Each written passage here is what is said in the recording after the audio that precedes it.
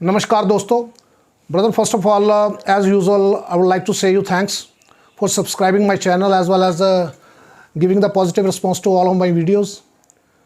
बाकी जो आज का हमारा टॉपिक है ब्रदर, मैंने 3 वीडियोस पहले बनाए थे, शायद ये 2 वीडियोस जो लास्ट में आई हैं उनसे पहले 3 पार्ट बनाए थे।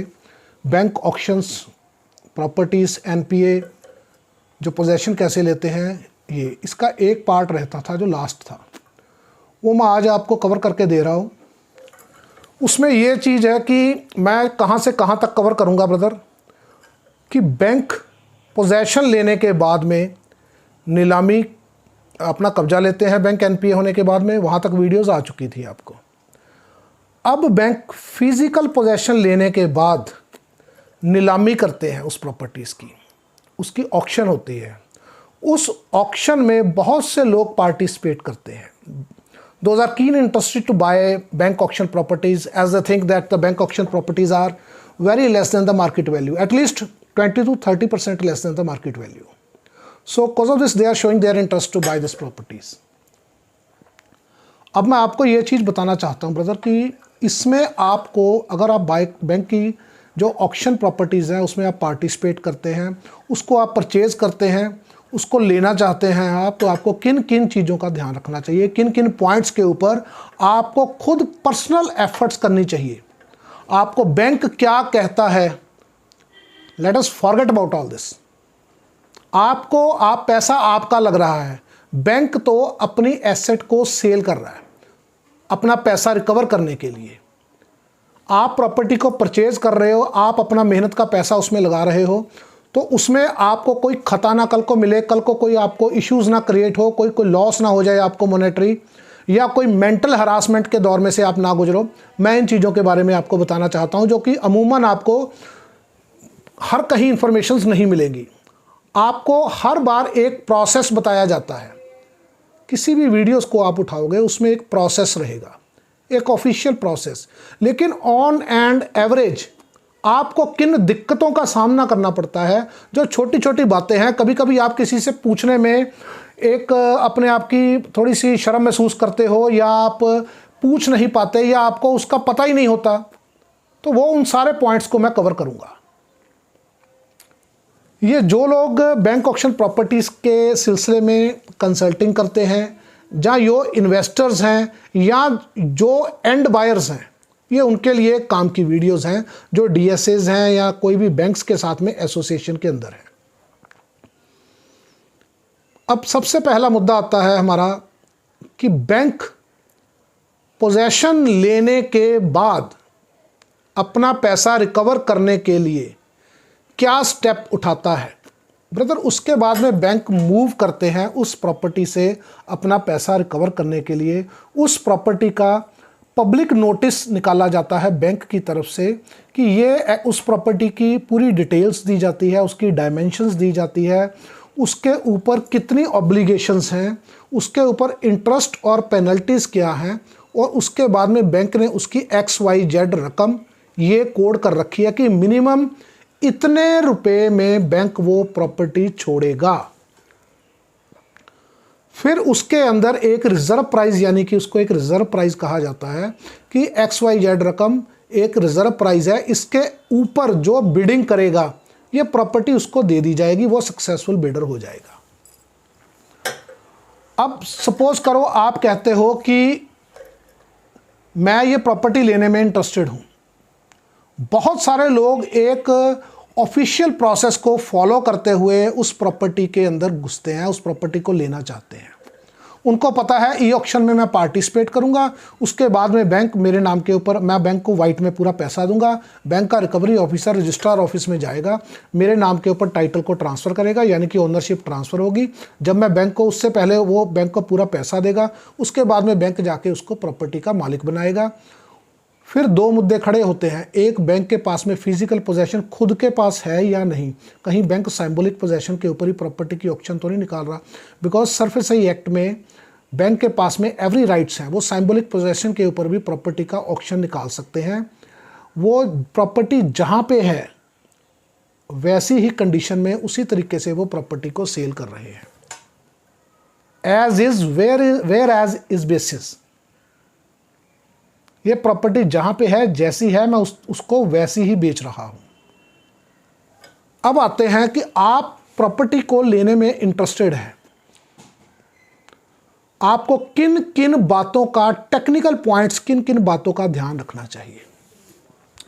मतलब जब भी आप बैंक से कोई भी प्रॉपर्टी की डिटेल्स आपकी नॉलेज में आती है कि ये प्रॉपर्टी है, आपका उसमें इंटरेस्ट है कि मैं ये प्रॉपर्टी परचेज करना चाहता हूं, आप बिल्कुल ई ऑक्शन सिर्फ ऑनलाइन इंफॉर्मेशन मत लीजिए।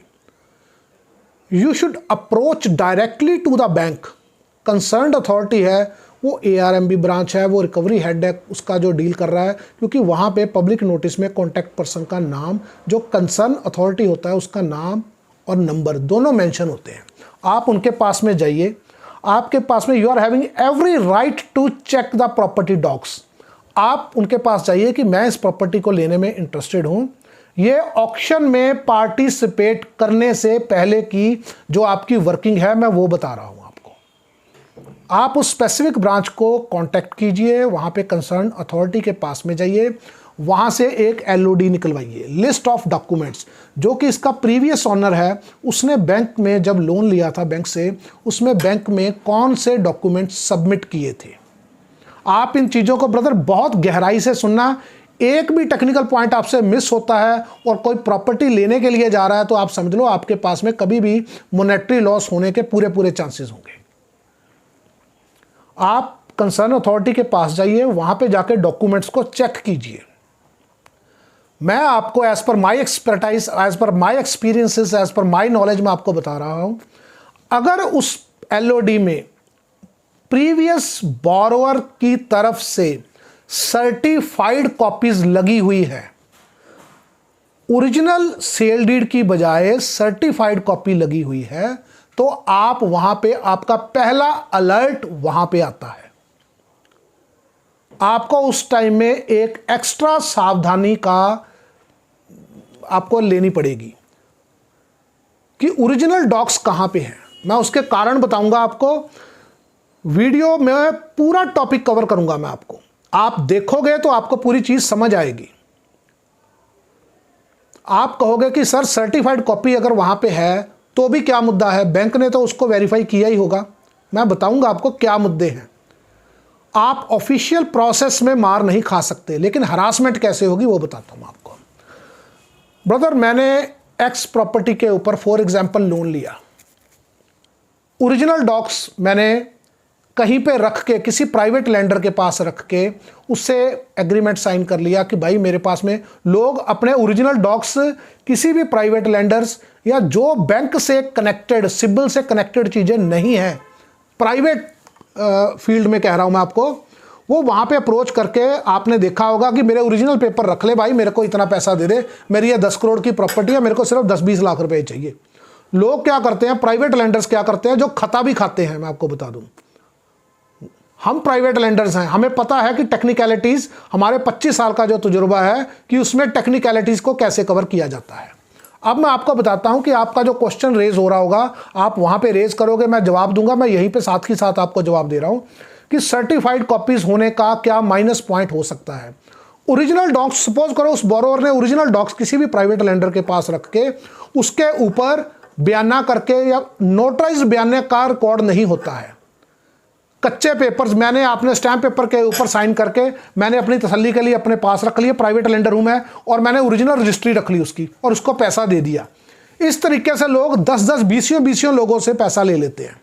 उसके बाद में क्यों, रेवेन्यू रिकॉर्ड में प्रॉपर्टी तो मेरे नाम के ऊपर ही स्टैंड करती है, मैंने रजिस्ट्री तो की नहीं लेंडर्स के नाम के ऊपर, प्राइवेट फाइनेंसर के नाम के ऊपर, तो रजिस्ट्री भी आज भी मेरे नाम के ऊपर स्टैंड करती है।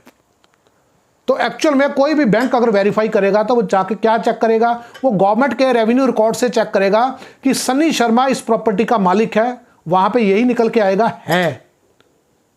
कारपोरेशन का रिकॉर्ड निकालेगा, हाउस टैक्स कौन पे कर रहा है, सन्नी शर्मा पे कर रहा है, हाँ जी यही मालिक है। ये दो चीजें बैंक क्रॉस चेक करता है सिर्फ, वो कभी मार्केट में जाके ये चीज चेक नहीं करेगा कि इसने उसके ओरिजिनल पेपर रख के कहां से पैसा लिया हुआ है। लोग ओरिजिनल पेपर्स रख के पैसा लेके उसके बाद में उसकी FIR करवाते हैं कि मेरी ओरिजिनल रजिस्ट्री मिसप्लेस हो गई है, फिर उसके बाद में रेवेन्यू रिकॉर्ड से सर्टिफाइड कॉपी निकलवाई जाती है, वो सर्टिफाइड कॉपी वो बैंक में रख के उसके ऊपर लोन लेते हैं। फिर इसलिए मैंने कहा कि अगर वहाँ पे सर्टिफाइड कॉपी लगी हुई है तो आपको ज़्यादा सावधान होने की ज़रूरत है।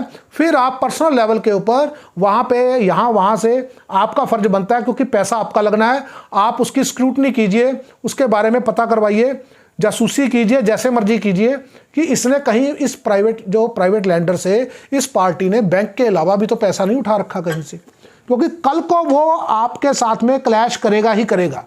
उसको पता है पिछले वाले से तो पैसा नहीं निकलवा सका, ये ओरिजिनल पेपर मेरे पास में पड़े हुए हैं और स्टैम्प पेपर उस पार्टी ने मेरे साथ में साइन कर रखे हैं, वो लिटिगेशन में ले जाएगा केस, स्टे लग सकता है प्रॉपर्टी के ऊपर। ये मेरा पहला पॉइंट है आपको बताने के लिए कि अगर सर्टिफाइड कॉपी एलओडी में बैंक में जब आप जाते हो, आप डॉक्यूमेंट्स को चेक करते हो, उसकी फाइल चेक कर सकते हो आप, वो उसकी ड्यूटी बनती है रिकवरी हेड की या जो कंसर्न अथॉरिटी है आपको चेक करवाना। अगर उसको ये लगता है कि ये वाकई सीरियस बायर है और वो आपको फाइल चेक करवाएगा, क्योंकि उन्होंने अपने बैड डेट्स को कवर करना है, वो उन्होंने प्रॉपर्टी बेचनी है जहां पे वो इतना खर्चा कर रहे हैं, जो नीलाम कर रहे हैं प्रॉपर्टी, एडवोकेट का खर्चा और खर्चे, तो वो आपको पूरा वक्त देगा कि आप इस फाइल को यही मेरे टेबल के ऊपर बैठ के चेक कर सकते हैं। आप अपने एडवोकेट को साथ लेके जाइए, जो लीगल कोई भी देखता है उसको साथ लेके जाइए, चेक करवाइए। अगर उसमें ओरिजिनल पेपर्स लगे हुए हैं तो फिर आगे का प्रोसेस बताता हूं, और अगर उसमें sale deed, original sale deed नहीं लगी हुई तो पहला पॉइंट आप अपनी डायरी में नोट कर लीजिए कि मेरे को इस पार्टी के बारे में इधर उधर से पूरी इंफॉर्मेशन लेनी है कि भाई ओरिजिनल पेपर्स रख के तो नहीं पैसा पकड़ रखा। जरूरी नहीं होता उसने एक लेंडर से पैसा पकड़ रखा हो, उसने हो सकता है 20 लेंडर से पैसा पकड़ रखा हो। 1 करोड़ की प्रॉपर्टी के ऊपर आप 10 लाख भी लेते हो, 5 लाख भी लेते हो, तो लोग अपने नाम के ऊपर, जो फाइनेंसर होगा, प्राइवेट फाइनेंसर होगा, अपने नाम के ऊपर रजिस्ट्री नहीं भी करवाएगा, वो कहेगा ओरिजिनल पेपर पड़े हैं, स्टैम्प पेपर साइन है, चल यार पड़े हैं मेरे पास में। दूसरे के पास में सर्टिफाइड कॉपी रख के निकाल लिया, तीसरे के पास में भी सर्टिफाइड कॉपी रख के उसने पैसा ले लिया, फिर उसने लास्ट में जाकर बैंक से पैसा लोन फाइनेंस करवा लिया। तो ये चीजें होती है। पहला पॉइंट आपका यहां पे मैंने बता दिया, आपका पैसा, वक्त, मेंटल हरासमेंट, ये सब बच जाएगा। अब आते हैं दूसरे पॉइंट के ऊपर। प्रोसेस आपको सब, बहुत दुनिया भर की वीडियोस पड़ी हुई हैं यूट्यूब के ऊपर, बैंक ऑक्शन की प्रॉपर्टीज को कैसे खरीदे, इसके ऊपर मैं आपको फंसने वाले मुद्दे सारे बताऊंगा। एज ए एक्सपर्ट आपको यह चीज बताऊंगा कि जो लोगों को सामना करना पड़ता है। उसके बाद आते हैं ब्रदर, कभी आपने प्रॉपर्टी की ओनरशिप अपने नाम के ऊपर ली, आप ये कभी भी ध्यान ही नहीं करते हो कि उस प्रॉपर्टी के ऊपर, वो अगर कमर्शियल प्रॉपर्टी है या पुरानी रेजिडेंशियल प्रॉपर्टी है, ये जरूरी नहीं होता कि आज प्रीवियस ओनर ने प्रॉपर्टी छोड़ी, कल बैंक ने ऑक्शन में डाली और परसों वो बिक गई। कभी कभी प्रॉपर्टी सालों साल नहीं बिकती है। तो आप ये चीज चेक कीजिए कि उसका पुराना बिजली का बिल, इलेक्ट्रिसिटी बिल, कहीं पेनल्टी, इंटरेस्ट वगैरह लग लग के लाखों में तो नहीं चला गया, या कितना भी आज की डेट में है, उसके बारे में पहले अपनी कैलकुलेशन को सेट कीजिए कि भाई मेरे को अगर ये प्रॉपर्टी लेनी है तो इसका 50,000 या लाख रुपए का बिजली का बिल भी बकाया है। जो मैं प्रॉपर्टी ट्रांसफर करवाऊंगा अपने नाम के ऊपर, तो आपको क्या क्या अपडेट करना पड़ेगा। इलेक्ट्रिसिटी बिल आपको अपडेट करना पड़ेगा, राइट। हाउस टैक्स आपको अपडेट करना पड़ेगा, वाटर बिल आपको अपडेट करना पड़ेगा। ये 3 चीजें आपको अपडेट करनी पड़ेंगी, तो प्रॉपर्टी आपके नाम के ऊपर ट्रांसफर होगी। उसके बाद में पानी का बिल, कई लोग 20-20 साल से, 10-10 साल से पानी का बिल ही नहीं देते, और डिपार्टमेंट मांगता नहीं है। लेकिन डिपार्टमेंट को जब अप्रोच किया जाएगा, भाई मेरे को बताओ, मैंने ये प्रॉपर्टी अपने नाम के ऊपर ट्रांसफर करवानी है, पानी का कितना बिल है, तो डिपार्टमेंट छाती चौड़ी करके फिर मांगता है पैसा असली। भैया ये फंसा हुआ है, अब जितने बिकाए, इंटरेस्ट, पेनल्टीज जितनी है, सब बना के आपको चिट्ठा पकड़ा देगा। भाई साहब ये है 50,000 रुपया पानी का बिल बनता है, पिछले 20 सालों का, या लाख रुपया बनता है। ये चीज आप चेक कीजिए, बिजली का बिल, पानी का बिल, टोटल जब आपने प्रॉपर्टी अपने नाम के ऊपर ट्रांसफर करवानी हो या लेने का विचार हो कि आज तक इसका कितना है। आप प्रोफेशनल सर्विसेज को हायर कीजिए, कोई दिक्कत नहीं है, हमारे पास आना कोई जरूरी नहीं है आपका। आप कोई भी आपके नोन में हो, कोई भी आपकी जान पहचान में, या आपके एरिया में कोई भी जो आपके कंसर्न बंदे के पास में कोई भी लीगल का चेक करने वाला, इस तरीके की जो सर्विसेज प्रोवाइड करते हैं, उनके पास आप अप्रोच कीजिए। मैं ये बिल्कुल नहीं कहता कि लोग ये कहेंगे कि भाई अपनी पब्लिसिटी कर रहे हो, अपने लिए आप अपने चैनल को प्रमोट करने के लिए ये चीज़ें कर रहे हो। मैं बिल्कुल भी नहीं कर रहा। ना मुझे कोई लोन के लिए अप्रोच करे, ना मेरे को कोई किसी तरीके की सर्विसेज के लिए, जितने मेरे चैनल में सब्सक्राइबर देख रहे हैं, मुझे अप्रोच करने की कोई भी ज़रूरत नहीं है। मैं साफ सुथरा कह रहा हूँ। मैं सिर्फ ये वीडियोज़ आपको नॉलेज देने के लिए बनाता हूँ। मैं कभी ये नहीं कहता कि आप मुझे अप्रोच कीजिए, मेरे पास आइए। बहुत सारे लोगों की गलतफहमी है। कुछ मैसेजेस मेरे को कल परसों में भी आए हैं, कुछ फोन्स आए हैं, सनी जी आप मेरा केस क्यों नहीं करते हो। भाई मैं यहाँ दिल्ली में हूँ, तू बैठा है कहीं आंध्र प्रदेश में बैठा हुआ है, कोई किधर कर्नाटका के किसी गांव में बैठा हुआ है, मेरा केस प्राइवेट फाइनेंस कीजिए। हम वहाँ पे, हमारी टेरिटरी नहीं है, हम क्यों करेंगे वहाँ पे फाइनेंस। आप अगर इतने भी समझदार नहीं हुए तो क्या फ़ायदा आपको। आप ये यूट्यूब एक तरफ से चैनल को देखते हो, दूसरी तरफ से दिमाग से निकाल देते हो। आपको बहुत सारी चीजें, मैं आपको कितनी बार कहता हूं कि आपकी साइकोलॉजी को मैं ठीक कर रहा हूं। आप अपनी साइकोलॉजी को, फिर आप कोई ऐसा प्रूफ देते हो, कोई ना कोई इंसान, मैं सबकी बात बिल्कुल नहीं कर रहा हूं, कोई ना कोई लोग ऐसा प्रूफ दे देते हैं, भैया आपकी वीडियो आई लोन्स के ऊपर, अब आप ही लोन दो। मेरी टेरिटरी में आप आते होगे, आप एलिजिबल होगे तो हम जरूर करेंगे। हम बिल्कुल भी किसी केस को छोड़ने वाले लोग नहीं हैं। हम एक वेल नोन, अपने दिल्ली शहर में एक वेल नोन नाम आता है मेरा। मैं धंधा लेने के लिए, बिजनेस लेने के लिए वीडियोस नहीं बनाता हूं। ठीक है जी। अब आते हैं पॉइंट के ऊपर।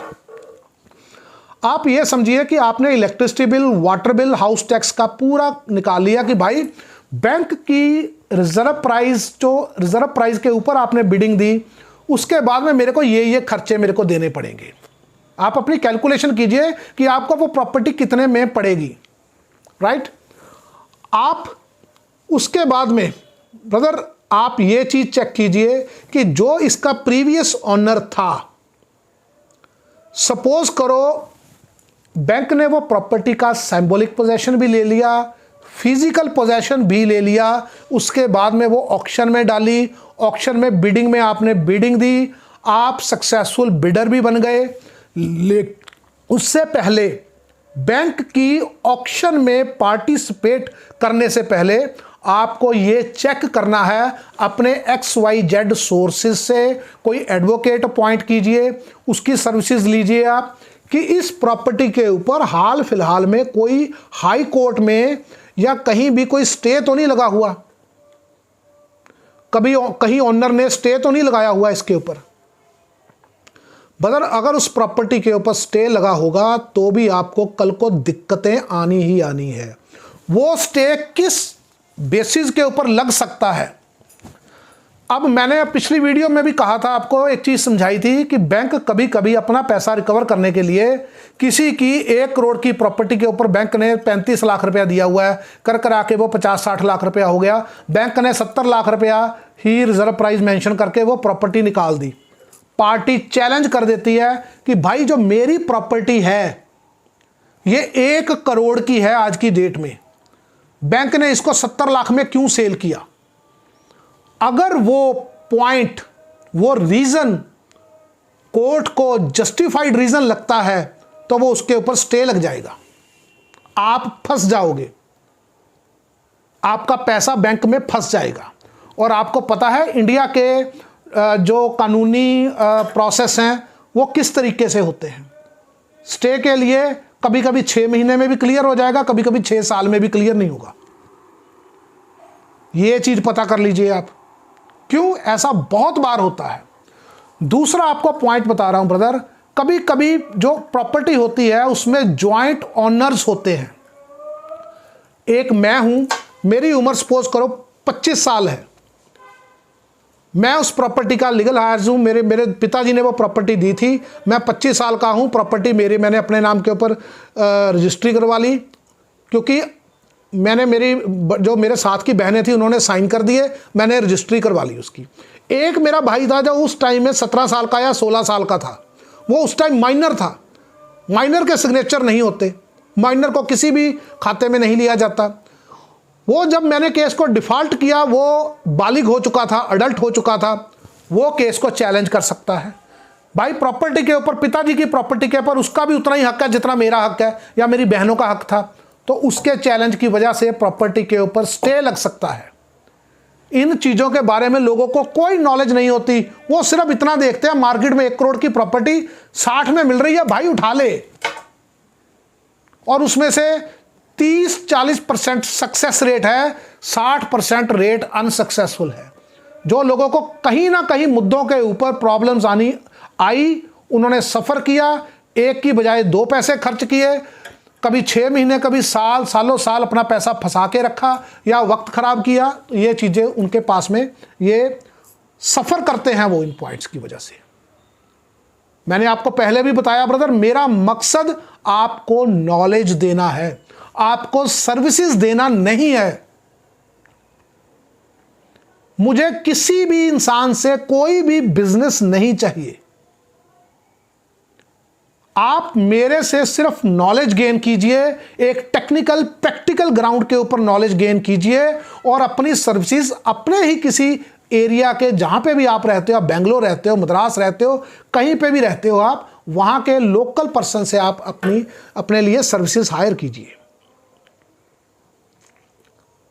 क्योंकि लोगों के दिमाग में कई बार ये वहम है कि शायद हम अपने चैनल को प्रमोट करने के लिए, अपने बिजनेस को प्रमोट करने के लिए ये चैनल बनाते हैं। मेरे लिए, मैंने आपको शुरू से ही कहता रहा हूं कि मुझे ना तो पैसों की दरकार है, साफ सुथरी बात कहता हूं, ना मुझे भगवान का दिया इतना कुछ है कि मुझे कोई ज़रूरत नहीं है। बिजनेस भी ना करूं तो भी मेरा धंधा, मेरी रोटी पानी बड़ी बढ़िया तरीके से चलती है। आप मेरे से एज ए ब्रदर, बड़े भाई समझ के, मेरे को छोटा भाई समझ के आप मेरे से पूरा तजुर्बा लीजिए, पूरी नॉलेज लीजिए। आपको एक एक चीज के बारे में टेक्निकल ग्राउंड के ऊपर बताऊंगा। ब्रदर किस सेक्शन के अंदर कौन सी चीजें आती है, ये आप कहीं भी पढ़ सकते हैं। आप गूगल के ऊपर सर्च मारोगे या किसी सेक्शन को एक अपना कीवर्ड बना के कहीं पे गूगल पे, यूट्यूब पे सर्च मारोगे, आपको उससे कनेक्टेड वीडियोस मिल जाएंगी। लेकिन जो उसके बीच की कड़ियां हैं, जो टेक्निकल कुंडियां हैं, उसके बारे में आपको कोई नहीं बताने वाला, क्योंकि वो वहां पे आप कैच नहीं कर पाओगे। बैंक ऑक्शन की प्रॉपर्टी आपको सस्ती मिलती है, आप लीजिए। आप उसके बारे में आप पहले ये भी जरूर चेक कीजिए कि भाई बैंक ने इसके ऊपर फिजिकल पोजेशन ले लिया है। आप प्रॉपर्टी को जब भी लेने का विचार करो, बैंक ने कुछ दिन पहले ऑक्शन में पार्टिसिपेट करने से पहले उस प्रॉपर्टी के ऊपर विजिट के लिए एक डेट फिक्स की होती है।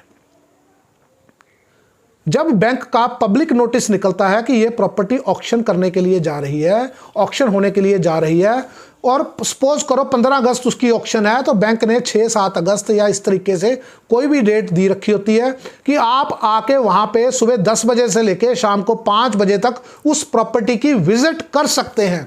जिससे आपको यह चीज पता लगेगी जब आप प्रॉपर्टी की विजिट करोगे, क्योंकि ऐसी प्रॉपर्टीज ज्यादातर आपको खंडरों की तरीके से नजर आती हैं। आप अंदर घुसोगे, उस प्रॉपर्टी ऐसे लगेगी वो प्रॉपर्टी कम से कम नहीं तो 20 साल इसके अंदर कोई घुसा नहीं है। ज्यादातर ऐसा होता है।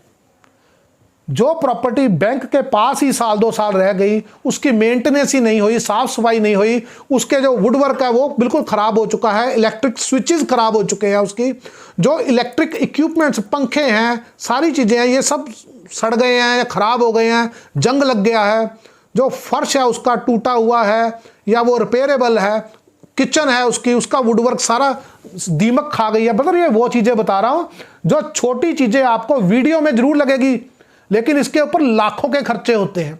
बाद में लोग सोचते हैं बैठ के, यार प्रॉपर्टी तो 60 में ली थी, साला इसके ऊपर 10 लाख रुपए ऊपर लग गया इसके। तो ये चीजें आप पूरी कैलकुलेट कीजिए, अपनी डायरी के ऊपर अपनी बीवी को साथ बिठाइए, अपने पिताजी को साथ बिठाइए, उनके साथ में बैठकर डिस्कस कीजिए।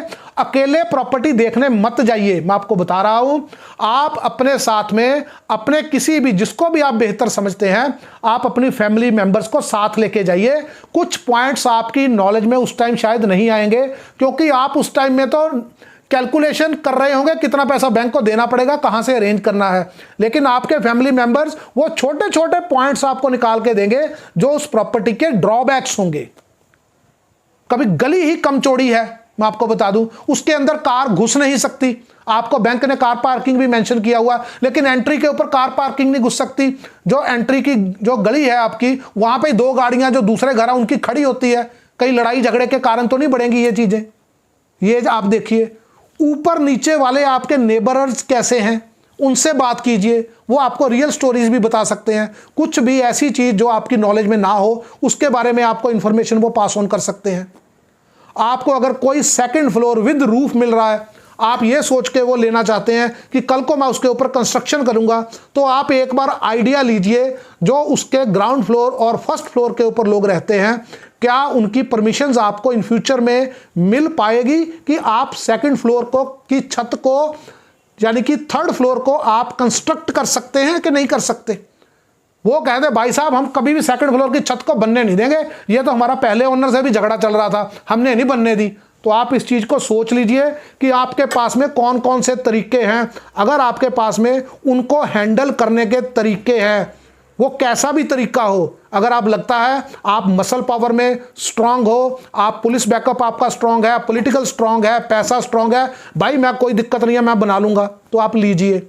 अगर आपको लगता है कि यार अगर इनकी परमिशन नहीं मिली तो मैं बना ही नहीं पाऊंगा, तो आप फिर सोच समझ के लीजिए, या आप ये सोच के लीजिए भैया ऊपर तो किस्मत होगी तो बन जाएगा।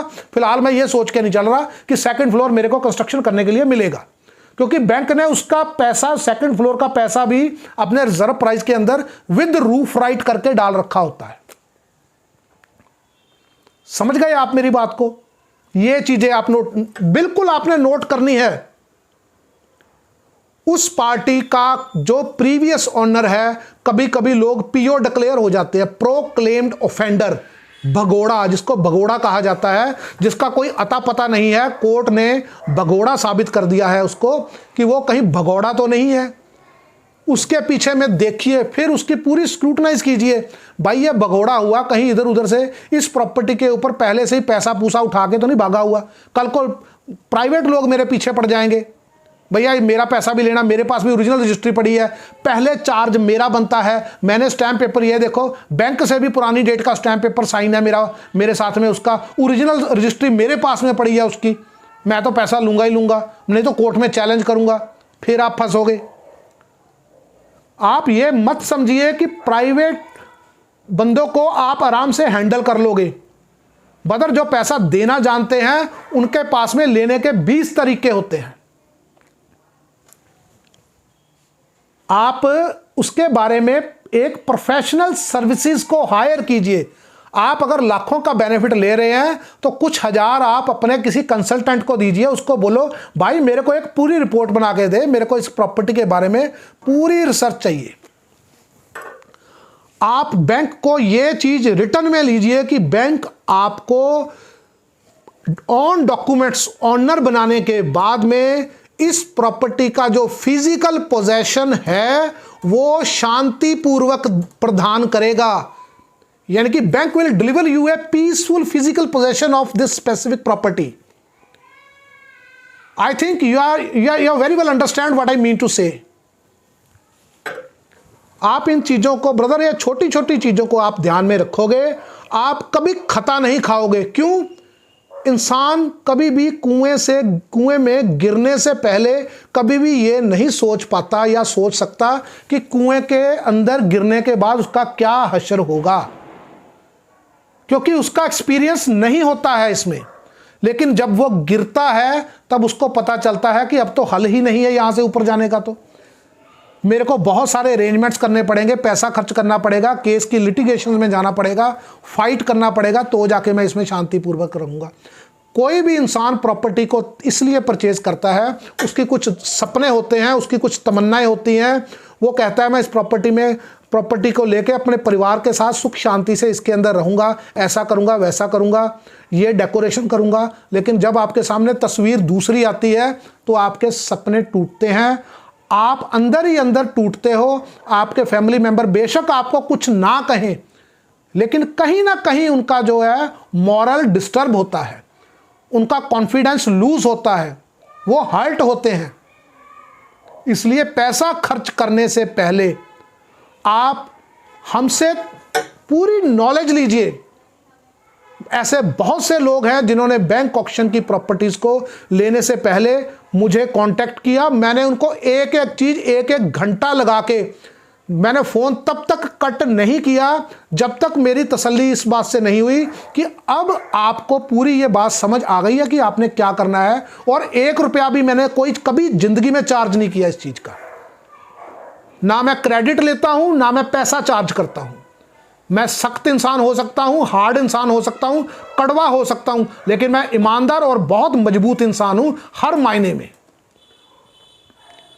आपको किसी का भी पैसा, मैं बड़े अच्छे से समझ सकता हूं कि किसी का भी पैसा उसने कैसे भी बहुत मेहनत से कमाया हुआ होता है। आपके अगर 10 रुपये भी कहीं गिर जाए, अगर वो मेहनत के पैसे हैं तो आपको चुभते हैं। आप परिवार के ऊपर बेशक 1 लाख रुपया खर्च कर दो, आपको दर्द नहीं होगा, लेकिन आपका पैसा नजायज कोई लूट के ले जाए 5,000 रुपया भी, तो उसकी तकलीफ होती है। और आपको कभी भी इतना बेवकूफ़ नहीं बनना चाहिए कि कोई आए आपको मूर्ख बनाए और निकल जाए, वो बेशक बैंक ही क्यों ना हो। आप कभी भी बैंक को भी आप चैलेंज कर सकते हो। बैंक, अगर आप कोशिश कीजिए बैंक के लेटर हेड के ऊपर उस टाइम का जो करंट ब्रांच मैनेजर, जिसको चीफ मैनेजर कहा जाता है, उससे आप जो जो लिखवाना चाहते हैं, जो जरूरी है, पोजेशन को लेके, ऑनरशिप को लेके आप लिखवा सकते हैं, जो भी लीगल टर्म्स होंगी। नहीं तो आप बैंक को चैलेंज कर सकते हैं। दूसरा, आपको मैं बार बार एक चीज़ कही है, आप जब भी बैंक ऑक्शन की प्रॉपर्टीज़ में पार्टिसिपेट करने के लिए जाते हैं, आप अपने पैसे का अरेंजमेंट करके चलिए। आप सिर्फ डाउन पेमेंट, यानी कि जिसको मार्जिन मनी कहा जाता है, EMD प्लस 15% जो आपको इमीडिएटली पे करनी होती है, सक्सेसफुल बिडर बनने के बाद में आप उसी का अरेंजमेंट करके मत चलिए कि मैं बैंक से 15-20 दिन, महीने का टाइम ले लूंगा, कहीं से लोन करवा लूंगा, कहीं से पकड़ लूंगा। इस बेस के ऊपर वहां पहुंचिए ही मत। यह सोच के मत चलिए कि आपका लोन होगा। अगर if you don't have your own funds, don't participate in banks e auction. बहुत सारी चीजें आपको क्लियर हो गई होंगी ब्रदर। इसको इजी जॉब मत समझिए। आपका पैसा आपका खुद का कमाया हुआ मेहनत का पैसा है, उसको सही मायने में यूटिलाइज कीजिए, जिससे आप और आपका परिवार एक खुशी की राह के ऊपर चलते हुए आराम से जिंदगी निकालिए।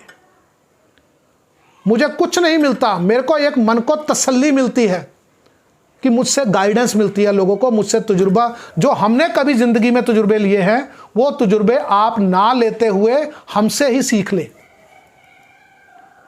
यह जरूरी बिल्कुल भी नहीं है कि मैं अगर कुएं में कभी गिरा था तो हर इंसान कुएं में गिर के ही उसको अकल आएगी।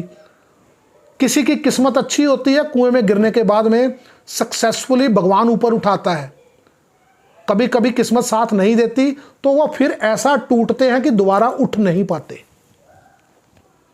मैंने इस वीडियो में आपको टेक्निकल पॉइंट्स के साथ साथ कुछ दुनियादारी की, कुछ ऑन एंड एवरेज बातें कही हैं। मैं जानता हूं इस बात को, लेकिन वो चीज़ें भी जरूरी होती हैं। आपकी साइकोलॉजी को एक राइट पॉइंट के ऊपर फोकस्ड करना, ये आपका अपना दायित्व है, आपका अपना हक है। उसको दिशा देने का काम मैं कर सकता हूं, लेकिन वो करना धरना आपने खुद ही है।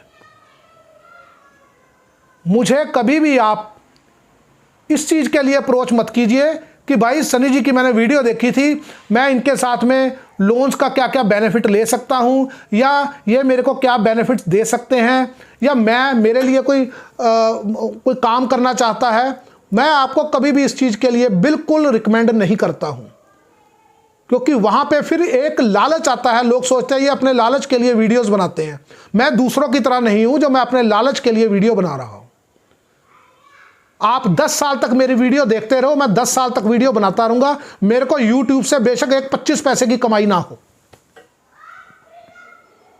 मेरे लिए पूरे दिन के अंदर आपके लिए 2 घंटे निकालना मुश्किल काम नहीं है। मैं अपने काम को पूरा करके उसके बाद में अपने पर्सनल टाइम में से निकाल के वीडियोस को बनाता हूं,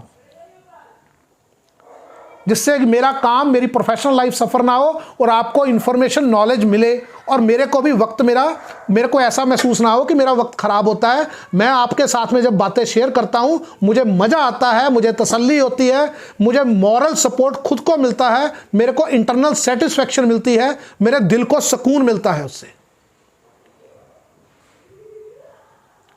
आज के लिए ब्रदर इतना ही। कोई पॉइंट्स रह गए होंगे, कोई पॉइंट्स आपके दिमाग के अंदर आ रहे होंगे, आप मेरे को कमेंट करके पूछ सकते हैं, गाइडेंस ले सकते हैं। आपको सारी गाइडेंस, करेक्ट गाइडेंस मिलेगी, बिल्कुल राइट पैथ के ऊपर आपको बताऊंगा कि भाई आप ऐसा करो या वैसा करो। आप मेरे से करवाओ, मैं बिल्कुल ना कहूंगा ना करूंगा। ठीक है ब्रदर, अब आज के लिए इतना ही।